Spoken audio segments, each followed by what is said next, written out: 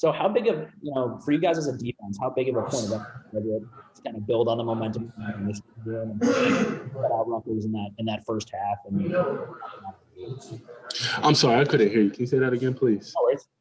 For you guys as a defense out of the gate in that first half, how big of a point of emphasis was it to kind of build off the momentum you had against Michigan and, shut down? We just know we had to keep feeding off the energy we started off with last week. And going into this game, we knew we had to come in, play hard, and get this 1-0 mentality. And that's what we did today. We showed up, we balled out, and we're on to next week, 1-0. Donnie Collins. Hey, Joey, what specifically are you guys doing defensively that's a little different than you were doing earlier in the season? I mean, teams haven't been able to throw on you guys the last couple of weeks. Has there been a big difference with what you guys are doing, or is it just basically the same stuff done better? I would say same stuff done better in the mix with we're just all playing together as a unit. We're all flying around to the ball. We're all trying to make that tackle, make that play. We're all just working together. And I feel like we've just been stepping up every week, playing as one each and every week. Tyler Donahue. Hi, Joey. Thank you for your time. This is game 4 without Tariq on the field. It's all the second-year cornerbacks. How much have you guys grown up in the past month? Oh, yeah, we've grown up a lot. None of us knew we was going to be in this position where all the young guys had to play. And I feel like we all stepped up this year. And so has Rick, even though he hasn't been on the field, he's been stepping up off the field with coaching and everything. So just hats off to him and hats off to the coaches trusting all of us young guys to go out there and ball. David Eckert. Hey, Joey, how you doing? Good. When the elements are kind of limiting what both offenses can do, really, as far as throwing the ball down the field, and it kind of creates, a little bit more of a physical game. Is that fun playing for you guys? Do you like that? For us, if we know that they can't get the ball down the field and we know it's going to be a running game, yeah, it's fun to us. Because if we can't get our work with the passing game, we're going to get our work in the running game. And we just got to put our hard hats on and be physical. And people think us corners are not physical enough. So we're just out here trying to show them that we're physical just as everybody else. Thomas Frank Carr.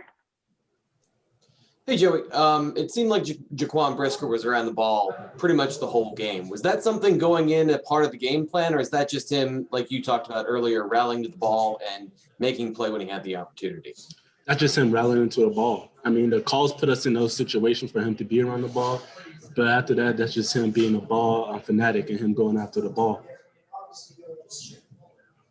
Donnie Collins. Yeah, 2 questions, Joey. How much does Jaquan being around the ball kind of change what you guys could do on defense, bringing that kind of aggressive mentality? And the second one is on the 4th and 1s. You guys have been on quite a roll with those last 2 weeks. Is that kind of just momentum building there too, or what are your attitudes on those plays?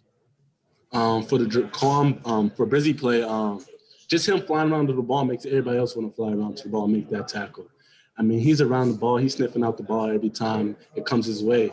That just makes everybody else just as hungry to make that tackle. And for the 4 for 1 stops, I feel like we just got the understanding that it's 4 for 1, and it's either y'all getting the first or it's us stopping y'all. And I feel like we count on ourselves every time. People want us to keep going for that 4 for 1. We're going to be here to stop it every time. Tyler Donahue. Did you have another question? I do. Sorry, I do. Thank you. Okay, perfect. Joey, Daquan Hardy came up with another sack today. It seems like he's really finding his rhythm out there, playing in the slot as well. You and him didn't play a lot last year. What's it like to see him making these steps just like you're making big steps? It's great. See another guy from Pittsburgh making these type of plays. It's kind of fun to watch. I mean, I'm rooting for him. I know he's rooting for me. So just seeing him out there running around, it's great. It's fun to see. We always dreamed about it. We talked about it, and we're doing it. So, Frank Bodani. Hey, Joey, you guys are 0-5, some struggles on defense. Can you talk about not just how you came together and kept moving forward? What's the secret defensively when it'd be easy to kind of lay back the other way. Can you describe the progress and how the last couple of weeks? Everybody in this locker room is not quitters. We're not known for that. This program's not known for that. And we knew people was going to turn their backs on us and look the other way. So we would just keep fighting. When people's not even looking, we just got to keep fighting, and that's what we're going to keep doing. People don't believe in us now. That's fine. We're going to keep doing our job and keep going 1-0. So that's the goal. David Eckert.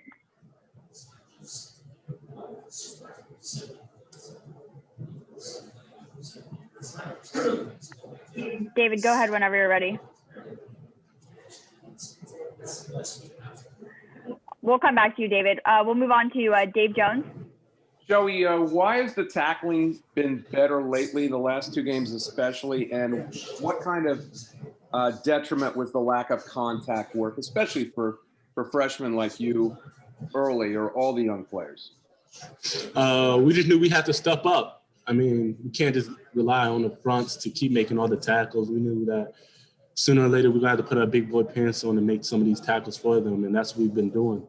We've been more physical, and everybody just been stepping up and making the plays that they have to make.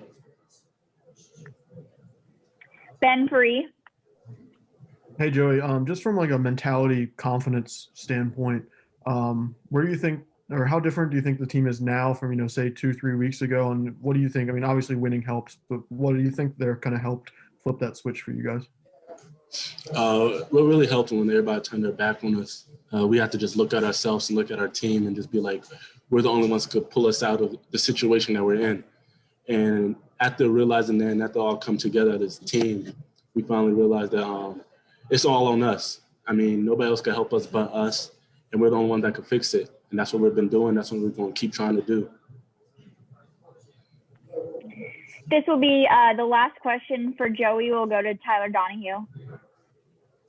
Joey, I know you're not allowed to discuss injuries or anything like that, but Tariq Castro-Fields has been so close, it seems, to playing for 4 straight weeks, putting on the uniform, traveling to these games, but not getting in the game. How do you keep him positive? How does he keep you guys? How does he stay a leader even though he's not playing? He's just a leader on and off the field. I mean, you don't really find a lot of certain guys like that. Some guys will just, go in the tank because they can't really play. But he stepped up. I mean, he's going to meetings, showing us clips, talking about experiences he had and did. And that really plays a big factor in all of our roles because we're all just young guys trying to soak up as much information as we can. And him, Coach T, and D'Angelo just giving us that. And we're going to just keep working off that. And when he comes back, and he's just going to ball out like he always do.